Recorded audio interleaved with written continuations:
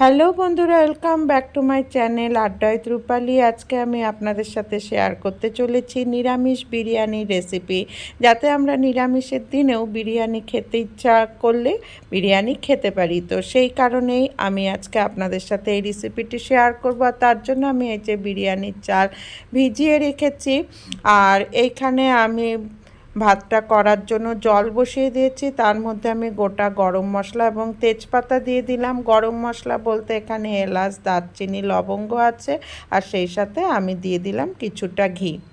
তো আমার ভাতটা হয়ে গিয়েছে, এই যে দেখুন ভাতটা আমার কমপ্লিট। তো ভাতটা আমি এই 80% মতো সিদ্ধ করেছি।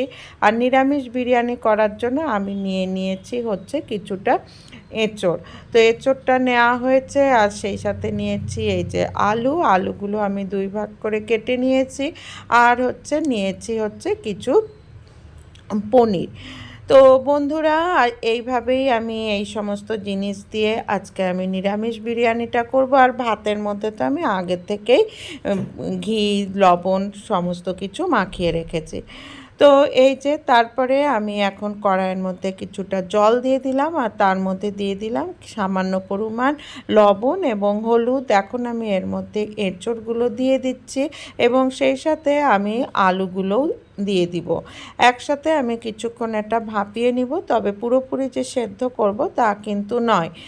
আর এই যে আমি ওইদিকে ভাপানোর জন্য বসিয়ে দিয়ে কড়াইতে আমি কিছুটা তেল দিয়ে দিলাম, আর তার মধ্যে দিয়ে দিলাম কিছুটা লবণ।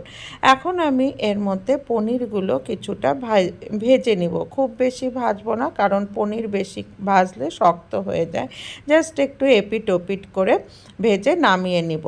তো ওইদিকে আমার এঁচোড় আর আলুগুলো ভাপানো হচ্ছে, আর এইদিকে আমি পনিরগুলো ভেজে নিচ্ছি। তো আমার পনিরগুলো মোটামুটি ভাজা হয়ে গিয়েছে।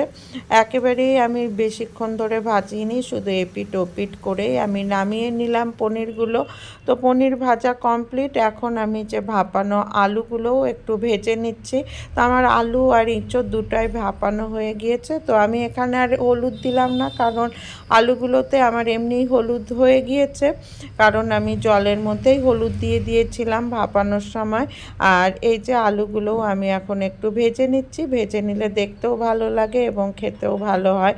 তো আলুগুলো ভেজে নেওয়ার পর এখন আমি ওই তেলের মধ্যেই এঁচোড়গুলোও ভেজে নিচ্ছি। আর এক্ষেত্রেও আমি হলুদ দিলাম না, লবণও দিলাম না, কারণ হলুদ লবণ দিয়েই আমি এঁচোড় আর আলুটা ভাপিয়ে নিয়েছি। তো মোটামুটি আমার এঁচোড়টাও ভাজা হয়ে গিয়েছে। তো এখন আমি এঁচোড়টাকে উঠিয়ে নিব।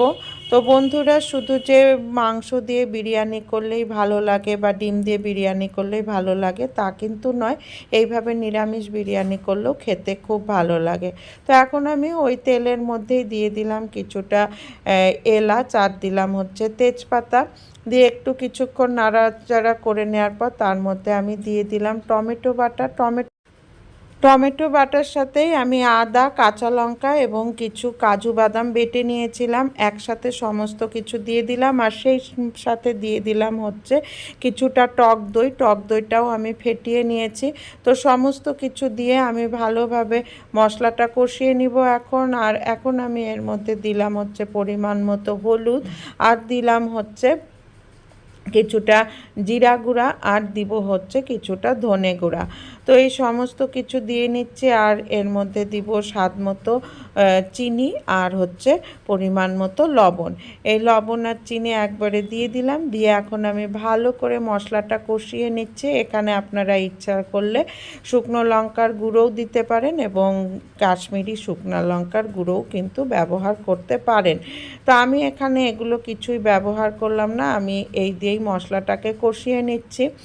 তারপরে মশলাটা কষানো হয়ে গেলে আমি এর মধ্যে ভেজে রাখা আলুগুলো দিয়ে দিলাম, এবং আলু দিয়ে দেওয়ার পর আমি একটু নাড়াচাড়া করে নিচ্ছি, যাতে মশলাটা ভালো মতো আলুর মধ্যে ঢুকে। এবং কিছুক্ষণ আমি ঢাকিয়েও রাখলাম, যেহেতু আলুগুলো আমি পুরো সিদ্ধ করিনি, তো একটু ঢাকিয়ে ঢাকিয়ে রান্নাটা করব, তাতে পুরোপুরি সেদ্ধ হয়ে যাবে। এবং আলুটা বেশ কিছুক্ষণ ধরে নাড়াচাড়া করার পর আমি এর মধ্যে এঁচোড়টাও দিয়ে দিলাম, সেই ভাজা এঁচোড়টাই দিয়ে দিলাম। এখন ভালো করে আমি সমস্ত জিনিসগুলো দিয়ে কষিয়ে নিব, যাতে মশলাগুলো ভালো মতো এঁচোড় এবং আলুর মধ্যে ঢুকে যায়।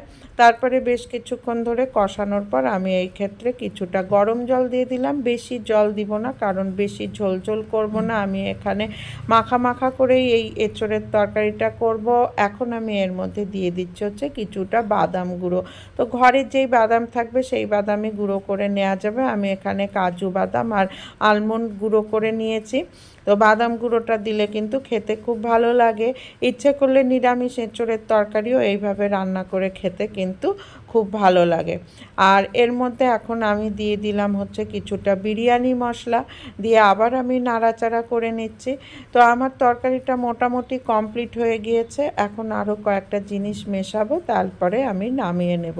তো বিরিয়ানি মশলাটা দিয়ে নাড়াচাড়া করে নেওয়ার পর আমি এর মধ্যে দিলাম হচ্ছে শাহি গরম মশলা, আর দিব হচ্ছে কিছুটা ঘি। যেহেতু নিরামিষ বিরিয়ানি, তো একটু ঘিয়ের গন্ধ তো হতেই লাগে, তা না হলে ভালো লাগবে না।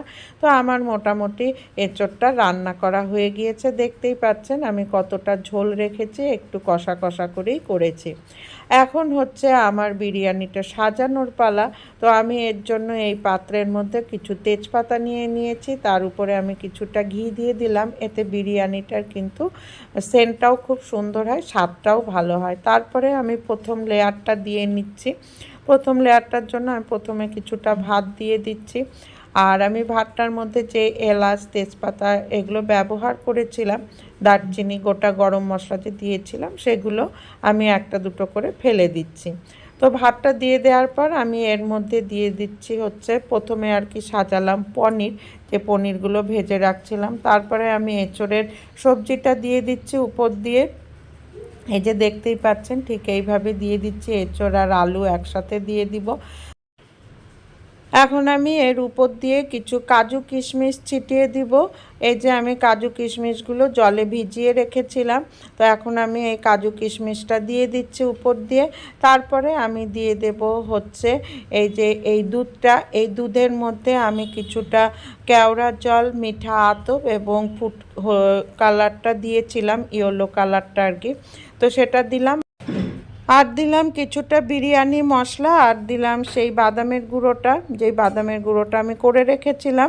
সমস্ত জিনিসগুলো দেওয়ার পর এখন আমি আরেকটা লেয়ার তৈরি করব। তার জন্য আমি এর উপরে আবার কিছুটা ভাত দিয়ে দিচ্ছি। ভাত দিয়ে দেওয়ার পর ঠিক যথারীতি একইভাবে পনির দিব। পনির দেওয়ার পর তারপরে আমি দেব হচ্ছে সেই এঁচোড়ের সবজিটা, এঁচোড়ের সবজি, তারপরে কেওড়া জল, বিরিয়ানি মশলা, সমস্ত কিছুই আমি দিয়ে দিব। দিয়ে দিলেই আমার এই লেয়ারটাও কমপ্লিট হয়ে যাবে। তো বন্ধুরা, নিরামিষ বিরিয়ানিটা কিন্তু অবশ্যই একবার ট্রাই করে দেখবেন, খেতে কিন্তু খুব ভালো লাগে। আর এতে একটু ঘিটা দিতে লাগে, ঘিটা দিলে গন্ধটাও খুব সুন্দর হয়, স্বাদটাও ভালো লাগে। আর যদি ভালো লেগে থাকে আমার এই রেসিপিটা, অবশ্যই কিন্তু একটা লাইক দিবেন এবং কমেন্ট করে জানাবেন কেমন লাগলো। তো আমার লেয়ার সাজানো মোটামুটি কমপ্লিট। এখন আমি এর উপর দিয়ে দিয়ে দিলাম হচ্ছে কিছুটা টক দই, আর দিলাম হচ্ছে কিছুটা চিনি। আর বন্ধুরা, আমি যেহেতু এটা খাওয়ার পর তারপরে এডিটিং করছি, বিরিয়ানিটা কিন্তু খুব সুস্বাদু হয়েছিল খেতে এবং প্রচণ্ডই সবারই ভালো লেগেছিল। আর এই যে এখন আমি এর উপর দিয়ে দিয়ে দিলাম হচ্ছে সেই বাদামের গুঁড়োটা। আপনারা ইচ্ছা করলে খোয়ার গুঁড়োও দিতে পারেন, খোয়া ক্ষীরের গুঁড়ো। তো আমার কাছে ছিল না দেখে আমি সেটা আর ব্যবহার করলাম না। আর এই যে উপর দিয়ে দিয়ে দিলাম হচ্ছে কিছুটা ঘি। এখন আমি এর উপরে দিয়ে দিলাম বিরিয়ানি মশলা, আর সবশেষে দিয়ে দেব হচ্ছে সেই দুধের মিশ্রণটা, যেটা তৈরি করেছিলাম কেওড়া জল, মিঠা আতপ এবং ইয়েলো ফুড কালার দিয়ে। তো এটা দিলে বিরিয়ানির কালারটা খুব সুন্দর আসে। তো আমার মোটামুটি লেয়ার কমপ্লিট হয়ে গিয়েছে। এখন আমি এর উপর দিয়ে একটা অ্যালুমিনিয়ামের ফয়েল পেপার দিয়ে দিচ্ছি। এটা যদি দেয়া হয় তাহলে কিন্তু বিরিয়ানিটা খুব সুন্দর স্টিমড হয়। আর এই যে ফয়েলটা দিয়ে দিলাম, আর তার উপরে আমি ঢাকনাটা দিয়ে দিলাম। এখন আমি পাত্রটাকে স্টিমে বসিয়ে দিব। এই যে আমি এইভাবে বসিয়েছি কড়াইয়ের মধ্যে একটু জল দিয়ে। আর আমি পুদিনা পাতাটা দিতে ভুলে গিয়েছিলাম, পরে ঢাকনা খুলে আমি আবার পুদিনা পাতাটাও দিয়েছি। আর এই যে এখন আমি একটা রায়তা তৈরি করব, তার জন্য আমি বাটিতে কিছুটা টক দই নিয়ে নিলাম আর এর মধ্যে কুচনো শসা এবং টমেটো দিয়ে দিয়েছি। আর তার মধ্যে দিলাম হচ্ছে গোলমরিচের গুঁড়ো, তারপরে বিট লবণ, এমনি সাদা লবণ, আর দিব হচ্ছে কিছুটা চিনি, আর দিব হচ্ছে চাট মশলা। সমস্ত কিছু দিয়ে মিশিয়ে আমি রায়তাটা তৈরি করব। আর যদি আমিষের দিনে বিরিয়ানিটা খাওয়া হয় তাহলে আমি এর মধ্যে কিছুটা পেঁয়াজও দিয়ে দিব। তো যেহেতু আজকে নিরামিষ দিন সেই কারণে আমি পেঁয়াজটা ব্যবহার করলাম না। আর এই যে আমার রায়তা কমপ্লিট। আর এই যে দেখুন আমি বিরিয়ানিটা নামিয়ে ফেলেছি, দেখতে কিন্তু খুব সুন্দর হয়েছে এবং খেতেও খুব সুন্দর হয়েছে। আমি থালায় বেড়ে নিয়ে আপনাদের সাথে শেয়ার করছি। আর এই যে এর সাথে তৈরি করেছে হচ্ছে রায়তা, আমের চাটনি আর স্যালাড বলতে শসা কেটে নেওয়া হয়েছে। আর এই যে দেখুন বিরিয়ানিটা তো কমপ্লিট হয়েই গিয়েছে, আপনাদের সাথে আগেই শেয়ার করলাম। আর এই যে এখন আমি থালাতে বেড়ে নিয়েছি, দেখতেই পাচ্ছেন বিরিয়ানির কালারটা কি সুন্দর এসেছে, হলুদ হলুদ সাদা সাদা, খেতেও কিন্তু খুব সুন্দর হয়েছিল।